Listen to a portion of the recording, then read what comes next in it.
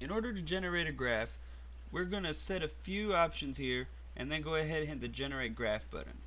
First option you see is point settings, and you can follow the link to that video which will explain how to set those. Next is graph settings. Graph settings determine how you want to sort the graph, whether by player average, player name, what you want to make the height relative to. We currently have it set to all. In other words, the tallest point on the graph will represent the greatest value for the entire graph. And brightness relative, and we're going with each player now, meaning that if you look at a player's row, the brightest row will be his highest point and the darkest will be his lowest point, even if it's higher than other players. Next you see position. To deselect all, when all are selected, click all again and they're all gone. And next we can pick quarterback, running back, whatever we want. For this example we'll just use quarterback. Next you can go to season. Select a single season from the drop down, or you can use a range by selecting this box here. We're going to go ahead and use a range, say from 2007 to 2009. The graph can be grouped by week or by year. We're going to go ahead and group by week, see the player's progression through that period. Next you have stats. You can look at all stats, or what we're going to do, for example, is look at passing yards for quarterbacks from 2007 to 2009 by week. Now there's still quite a few quarterbacks, and we might not be interested in somebody that came in and got, say, 100, 200 yards. So to keep the graph real small, we're actually going to look at players who had at least 1 week with 400 yards. So in this min stats value, we're entering 400. Now, if we were selecting year, it would mean at least 400 yards in a year, which again would return irrelevant players. And if we had more stats selected, it would simply mean 400 total stats.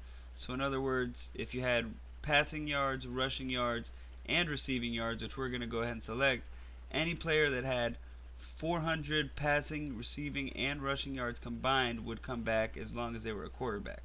Now we can go ahead and select running back and wide receiver as well, since really that's still a pretty select group. Next you have the option to convert stats to fantasy points, but since we haven't gone into point settings yet, we're going to leave that unselected. You can also only show active players to show players listed as active on the NFL rosters for this week.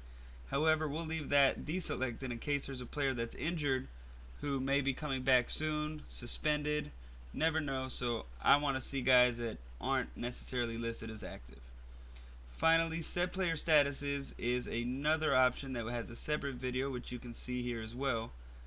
And once that is set, then you will select here whether you want to view players only on your team, other teams in your league, or available, which is essentially free agents or any combination of the three. Next, you want to set tool colors, and of course you don't have to do any of this, but show your team spirit. Go ahead, we'll make the foreground red. Background, let's say we go with yellow.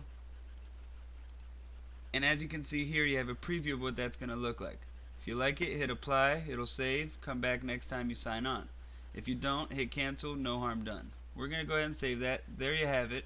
And so we're ready. Let's generate our graph. Here we are, we've generated our first graph. As you can see, there are several weeks here from 2007 week 1 all the way on to 2009 week 6, which is our current week. Of course, only a few players have had such yardage. Tom Brady had a 400-yard passing game. Drew Brees did the same. Castle, Cutler, Kitna, and as I suspected, so far we only see quarterbacks. So there you have it. You've got your first graph. Any questions, comments regarding the tool, please go to our forum, submit them, and we'll